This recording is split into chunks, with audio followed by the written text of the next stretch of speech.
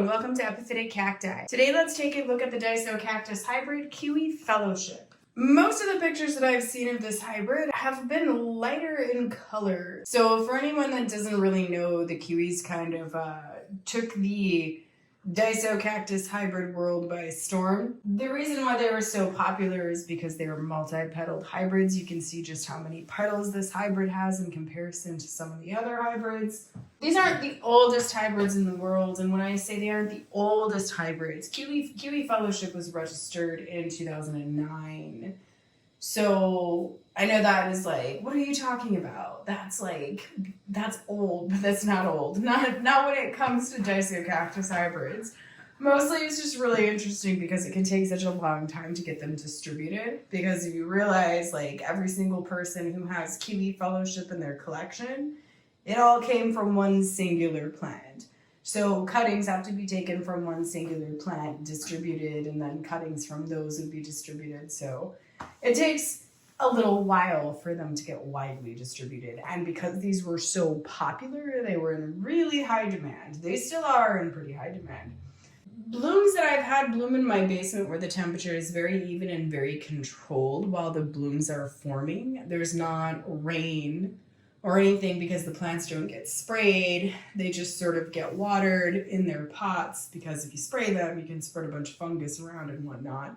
What'll generally happen down there is that because there's nothing to really disturb anything when the buds are forming and stuff, they have a tendency to form very well-shaped flowers.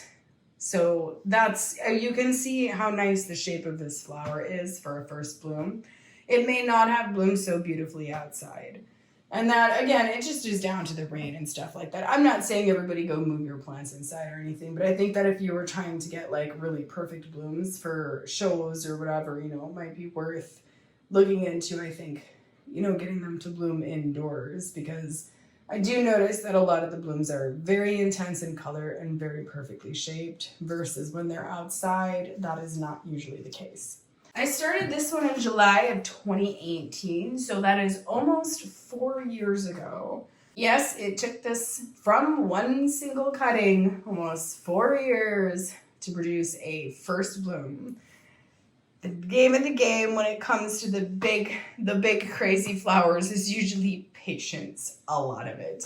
Now I have several Kiwi hybrids, but one of the things that I will say that I have noticed about all of the Kiwi hybrids is that, they kind of don't grow the fastest. Now, I think that this probably could have bloomed in 3 years, but I think that because there was kind of an oddity about how I was growing, I didn't have the grow lights when I initially started these guys 4 years ago and stuff. So when they came in, they just really didn't get as much light, et cetera, et cetera. So the grow lights have really kind of helped them grow better, especially because I noticed that they weren't really growing outside during the normal season here for some reason. And that might be a genetic thing because of where the hybrids came from, because these guys all came from the Netherlands. So they were hybridized in the Netherlands. Now, this particular hybrid I picked up from Cacti. That's just kind of a note. I mean, I have noticed it with pretty much all the Kiwis.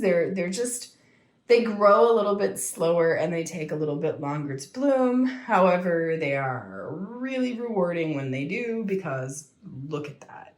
Like, that's pretty fantastic. So why don't we zoom in and take a closer look at this flower?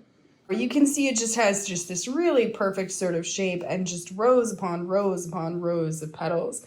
Now, most of these hybrids, particularly the ones that are hybridized from Eleanor Victoria Latimer and Elegance Lay, have this lovely sort of bell shape to them. You can see it stays in a bell shape. It's not really opening super wide or anything. They all just kind of stay that way. This one's kind of interesting. You get to go through a bevy of petals here on this one. The outermost petals we can see here, they are a red, a very intense kind of red.